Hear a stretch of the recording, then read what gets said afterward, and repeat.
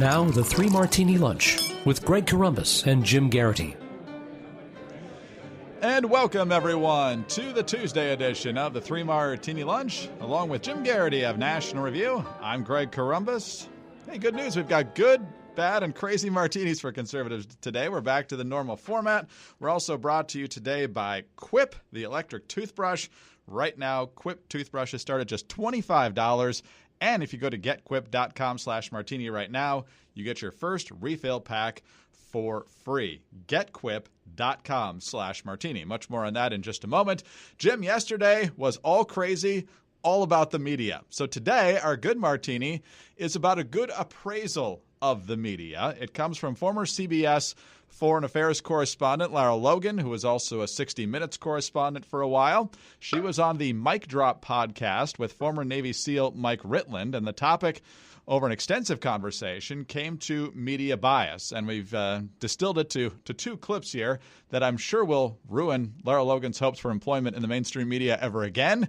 But here we go. First of all, she's explaining how you know the media is not being straight with you. How do you know you're being lied to? How do you know you're being manipulated? How do you know there's something not right with the coverage? When they simplify it all, and there's no gray. There's no gray. It's all one way. Well, life isn't like that. If it doesn't match real life, it's probably not. Something's wrong, right? She also points out that 85% of the media are registered Democrats. She says another 14 are probably just too lazy to register with the Democratic Party. But she says it's always kind of been like that, but now it's getting to be reflected in the coverage a lot more. Although the media has always been, historically, always been left-leaning, we've abandoned our pretense, or at least the effort, to be objective today. The former executive editor of the New York Times has a book coming out, Jill Abramson, and she says we would do, dozens of stories about Trump every single day, and every single one of them was negative. She said we have become the anti-Trump paper of record. Well, that's not our job. That's a political position. That means we've become political activists, in a sense, and some could argue propagandists, right? And there's some merit to that. Jim, there's a lot of truth right there, and she ought to know. You and I talked about her Benghazi story on 60 Minutes a number of years ago, which was pretty tough on the Obama administration for being derelict in a number of areas leading up to those terrorist attacks. And then, of course, CBS walked it back when the Obama administration, in the middle of a re-election campaign, didn't like it very much. And so a lot has gone on here, and she should know firsthand. Yeah, I saw people immediately bringing that up, and it's worth going back and recalling that, a lot of her reporting, what was a very gripping account, came from a guy named Dylan Davies, manager of the local guard force at the U.S. Installation in Benghazi. In short, the source lied to her, or at least what the source was telling her on camera didn't match what he told federal investigators. Now, some people, I saw people when she puts out this criticism in the media saying, well, yeah, what do you know, Lara Logan? You got stories wrong too. Yeah, but she then went on CBS this morning and, offered not just a full apology, but explained, how and why things had gone wrong. We know the media is going to make mistakes. Like, a big question is, how do you respond to it? And I thought it really interesting. That more or less ended her career at CBS News. And we've seen lots of reporters get stuff wrong. Apparently, in a bunch of people's minds, Greg, Dan Rather has redeemed himself. Right. I don't remember that happening. Brian Williams still working for MSNBC, right? All of these things. All of a sudden, we got a very curious cases about where the death penalty comes down, so to speak, in journalism. And so I guess when we say, well, why is this the good martini? Well, Lara Logan is not somebody who – I don't think you can easily argue Lara Logan is somebody who comes at all of this with a giant partisan axe to grind, that she's always been some sort of, secret right winger or something like that, kind of a little bit like Bernie Goldberg's story. Conservatives have been making this argument for a really long time. I know a lot of people are tired of hearing about it. But, the fact that they've been making this argument for a long time and people are tired of hearing about it doesn't make it any less true. And you'd like to think that this series of events, the Smollett case, the Covington kids, the BuzzFeed article, they haven't really ever officially retracted it. They haven't said, oh, actually, no, our sources aren't accurate. They're standing by their story, even though the Mueller investigation, which never comes out and says anything about this, actually, no, that report is not accurate. We hear these things, then we just kind of just hand wave it away. It happens. We're not going to worry about it too much. Look, maybe you're starting to see some serious discussion in different quarters about why the media is so bad. And I remember Jay Nordlinger used to say, we used to have a biased media. And conservatives would gripe about this. And now it's very clear we have a partisan media. I think you can point to anything, I don't want to endlessly beat the drum, but again, Greg, it's February 19th, and Ralph Northam is still the governor of Virginia. Right. A little while ago, that was not likely to happen. Everybody in the state said he was going to resign, and then everyone's like, yeah, okay. Oh, you don't want to? Okay. You must leave unless you want to stay. Then you're allowed. Also, the fact that people are knee-jerk saying to Lara Logan, you botched the Benghazi report, so what do you know? Why should we listen to you? Well, actually, no. The fact that she was in this journalism for such a long time. Look, does that, we just listened to the audio. Does that sound like a woman who's frothing at the mouth? Does that sound like a woman who's got some, axe to grind against her former employers, and this is driven by bitter? No. This is written by someone who spent her whole life in journalism and wants it to be better. And, these are the kind of voices that people who run these big institutions should be listening to. We'll see if they do, but it is kind of reassuring to hear these sorts of arguments from people who are not perceived to be partisan or heavily ideological operators, Greg. We need a cleansing, much like our teeth. That's right. Jim, it's fascinating when you mentioned some of these names here. Bernie Goldberg, I believe, started with just a column in either the Post or the New York Times about media bias. He was soon out at CBS News. Cheryl Atkinson decided she was going to find out as much as she could about Fast and Furious. She was out soon. Dan Rather actually did get the story wrong. He was out relatively soon, and now Lara Logan. So I'm not sure what the ultimate takeaway is from that, but three people who spoke out about media bias definitely found themselves on the chopping block, and then there's Dan Rather. Yeah, I mean, the lesson there, Greg, is that once a decade, we get one terrific figure at CBS News who strikes us on the right of handling things fairly or even-handedly, whose reporting we come to trust, who's we can say, oh, okay, maybe CBS News isn't that bad. And then those people leave, Greg. We can't have that. Oh, I kind of like that. Oh, and she's gone. Okay, never mind. Yeah. Oh, wow. All right. Well, if the media left a bad taste in your mouth from yesterday's martini, or just on a daily basis because you pay attention to what they're doing, we can't necessarily get every newsroom to change how they do things, but we can get the bad taste out of your mouth, at least temporarily, with a Quip electric toothbrush. One of the most important things that we do for our health every day is brushing our teeth. Yet most of us, this is kind of embarrassing to point out, don't do it properly. But Quip was designed to make brushing your teeth more simple, more affordable, and even enjoyable. And here's why. Quip has sensitive sonic vibrations, which are gentle enough on your sensitive gums, because people brush too hard, and some electric toothbrushes are just too abrasive. There's a built-in 2-minute timer pulse that pulses every 30 seconds to remind you when to switch sides, which helps to guide a full and even clean. Up to 90% of us don't brush for a full 2 minutes or don't clean evenly. The multi-use cover mounts to your mirror and unmounts to slide over your bristles for on-the-go brushing. It declutters your sink or cabinet and makes traveling with an electric toothbrush much easier. Quip does not require any clunky charger and can run for 3 months on just one charge. Brush heads are automatically delivered on a dentist-recommended schedule of every 3 months for just $5. Because apparently 3 out of 4 of us use bristles that are old, worn out, or ineffective. If today at lunch you're sitting with 3 other people, only one of you is probably brushing correctly. Quip is one of the first electric toothbrushes accepted by the American Dental Association and has thousands of verified 5-star reviews. Greg, it's always worth mentioning that we have a lot of fine sponsors on this program. The Quip toothbrush is one that I use every single day, more than once a day. Now, I can't say that about many of the products we have as sponsors and used on this program. I may be very tempted to use my Hopsy beer machine twice a day, every day, but I do not, despite what you might think of my commentary here. So, yes, Quip toothbrush, the best toothbrush I've ever owned. Excellent. Excellent. And that's why Jim loves Quip. As I've mentioned in the past, Mrs. Corombos stole mine. She loves it, and that's why Quip is backed by over 20,000 dental professionals. Quip starts at just $25, and if you go to getquip.com/martini right now, you get your first refill pack of brushes for free with that purchase of a Quip electric toothbrush. That's your first refill pack free at getquip.com/martini. GETQUIP.com/martini. All right, Jim. Not much elbow room left in the Democratic presidential field as we head into our bad martini here. To very few people's surprise, Bernie Sanders is making a second go at this. He's switching back to being a Democrat, I guess, once again. He did it in 2016. He's technically an independent, switched to being a Democrat for the 2016 campaign, switched back to independent, and now he's a Democratic candidate for president once again. I think he shocked just about everyone with how competitive he was against Hillary Clinton in 2016, which may say more about Hillary Clinton than it does about him. We'll find out this year. But he's out with his new 2-minute campaign launch video.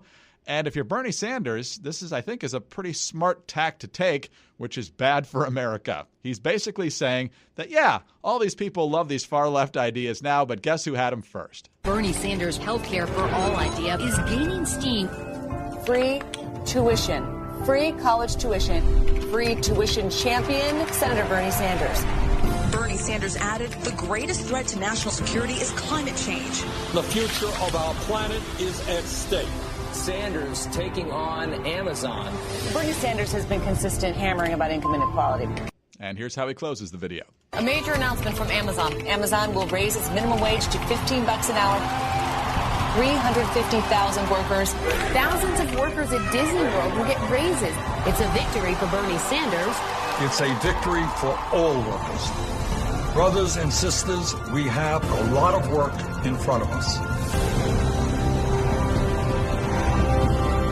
If we are prepared to stand together, there is no end to what the great people of our nation can accomplish. So, Jim, there's a lot of people who pretty much agree with Bernie on everything in this race, so who knows if he'll have the momentum he was able to put together in 2016. But the bad news here, at least from my perspective, is that he's mainstreamed these far-left, call them what they are, socialist ideas, and the Democratic Party is now pretty much embracing them wholeheartedly. Yeah, as I wrote earlier today, Greg, Bernie Sanders isn't just running on the same message that he had 4 years ago, or when he was beginning the 2016 cycle.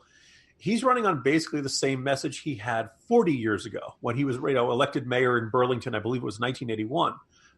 He has always been a wear it on his sleeve socialist, and I think one of the things that makes him fascinating, but also I think particularly dangerous, is the observation. He is the unchanging man, right? This is a guy who basically believes in socialism. He doesn't like the comparisons to Venezuela and the not so happy socialist countries. He keeps insisting, no, it's more like Northern Europe and all that stuff. But what's remarkable when you look back to see those old speeches, old interviews, stuff like that, everything I put in my 20 things you probably didn't know about Bernie Sanders piece that began this series. He's saying the same things, wants the same policies. Even back then, he was talking about millionaires and billionaires and the big banks and stuff like that. But so nothing in his worldview really changed over 4 decades. Now, in that time, we saw collapse of the Soviet Union, a whole bunch of economic booms from the Reagan years, the dot-coms, the Clinton years. Obviously, we're enjoying a pretty good, after a great recession, we've had a long, slow one that's recovery accelerating now. Just think of all the changes in technology, fracking, energy boom. He's always been a protectionist, and this is an era where global trade and has increased, has lifted, close to billions of people out of poverty. Nothing really changed in his work. None of this had any impact. The other thing I was thinking about is he obviously believes government can and should do much more. Way back in the 80s, when he was invited to some charity fundraiser, he began by saying, "I do not believe in charity. I believe this should be handled by the government," which is not usually your opening line at a charitable fundraiser. That's Greg? Usually you're like, hey, what we're doing here is good. He's never lost any faith in the government's ability to handle these sorts of duties. No scandal, no mismanagement, no cost overrun. None of that changed his worldview on this. And as I mentioned, no experience with any country in socialism has made him say, well, wait, maybe we got to be careful about this. Maybe we got to be slow about this. Maybe this isn't going to work out the way, he is the unchanging man. And it's just kind of marveling about this. The thing that I think we might be the silver lining to all this is going to be very interesting. yes, he was one of the surprise candidates of 2016. But we're going to see in this big, crowded, noisy crowd of Democratic candidates, Greg, how much of his 2016 success was Democrats saying, yes, that Ben and Jerry's Vermont socialist, that's what I want. And how much of it was just, I really don't want Hillary. I'm a Democrat and I want something different. And, obviously when the other options were Martin O'Malley and Jim Webb talking about how much he enjoyed killing people in Vietnam and Lincoln Chafee pushing for the metric system, he was the best out of the alternatives. And that's not going to be the scenario for this cycle. We'll see how things shake out. But the other thing, which is weird, Bernie Sanders is one of the few candidates who makes Donald Trump look young. He is 77 years old. Dad's right around that age. And, I love him. I don't know if I'd want him running the country. So a lot of 77-year-olds, they don't let him drive, Greg. Although I guess, theoretically, if you put him in a presidential motorcade, it's safer that way. Who am I kidding, Greg? He'd want to ban internal combustion cars anyway. Yeah, he'll be 79 come Election Day 2020. So I'll have you answer your own question as we exit here. What do you think 2016 was? The Democratic Party coming around to embracing socialism as perhaps reflected in these other candidates? Or just, I don't want Hillary and he's the best option? Well, let me put it this way. If you lose to Donald Trump, you're probably a flawed candidate. And it's quite possible Democrats, from everything from the Wall Street speeches to the questions about donations to the Clinton Foundation to all this kind of stuff, it's quite possible that a whole bunch of Democrats, look, everybody knew Hillary. Hillary had been on the national stage for 25 years. Maybe there were a lot of Democrats who early on were saying, I don't know if I didn't like this in 2008. Don't understand why you're bringing it back to me now. And we're looking for other options and stuff like that. So Bernie Sanders was not a blank slate candidate, but sometimes voters do have that tendency to see what they want to see in candidates and stuff like that. So my suspicion is that issues and policy stances will not actually be the deciding factor in this. Maybe one of the offsetting strengths for Sanders will be there's no artifice to this man. He doesn't pretend to be anything he's not. A lot of people are say they're centrist and govern to the left. No. He's open. And maybe some people will appreciate that in terms of authenticity. But look, he just looks like he's past his prime and, in a lot of different ways, Greg.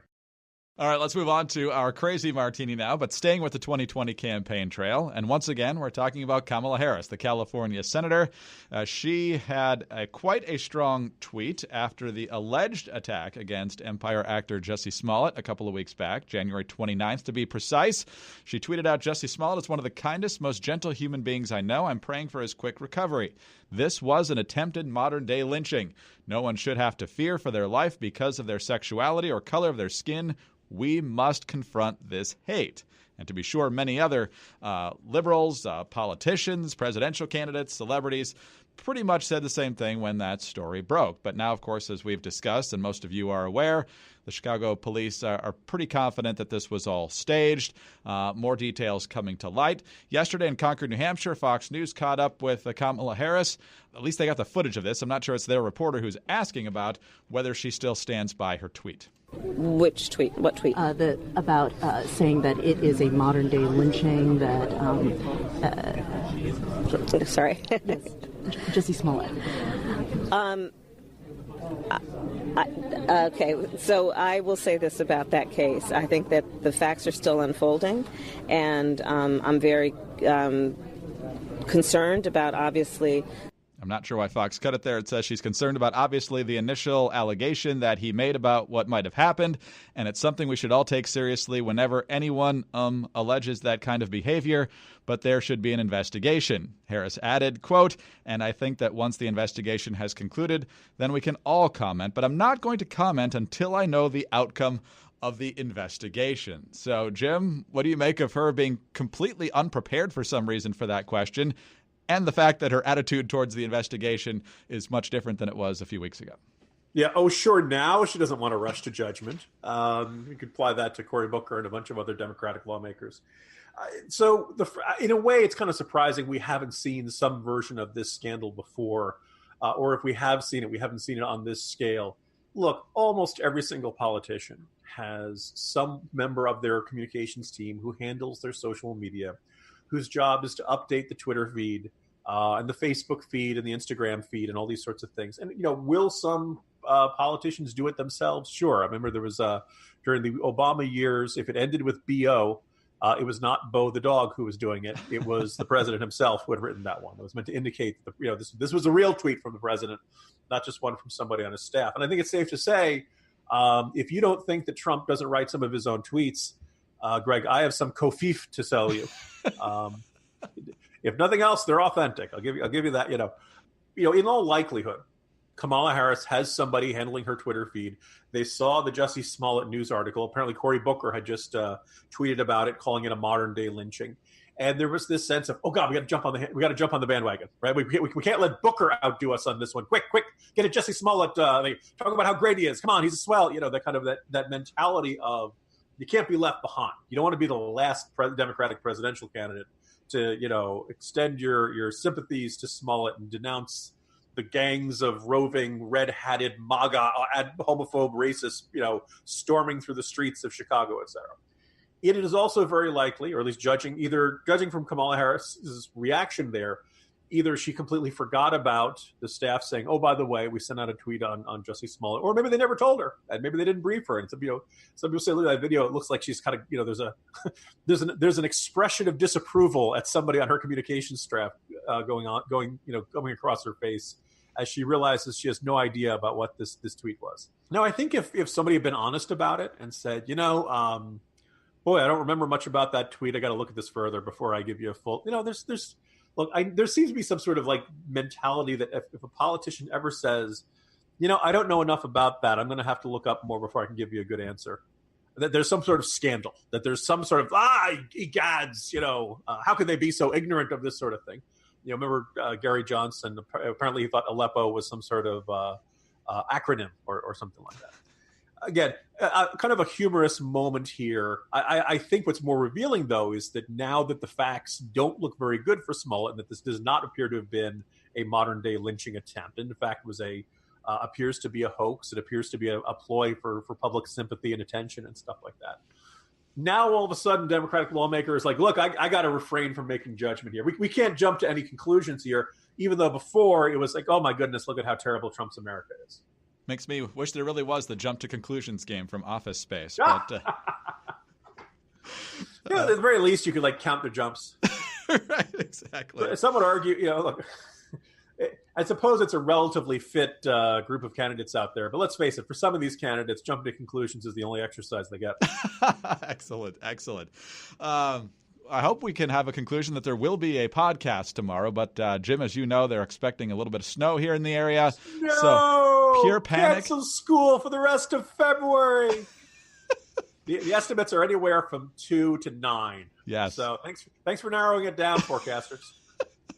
But I'm sure the school cancellations will roll in today, hours and hours before the first flake drops. But so hopefully we'll all make it to work tomorrow and we'll have another podcast, certainly Thursday at the very latest. Jim, have a great day. Buckle down. Get that milk, bread, and toilet paper, and we'll hopefully see you tomorrow. See you tomorrow, Greg. Jim Geraghty of National Review. I'm Greg Corombos of Radio America. Thanks for being with us today. And be sure to visit our friends over at Quip. Remember, Quip toothbrushes start at $25. Go to getquip.com/martini right now, and you'll get your first refill pack of brushes for free. And tune in, we think, tomorrow for the next 3 Martini Lunch.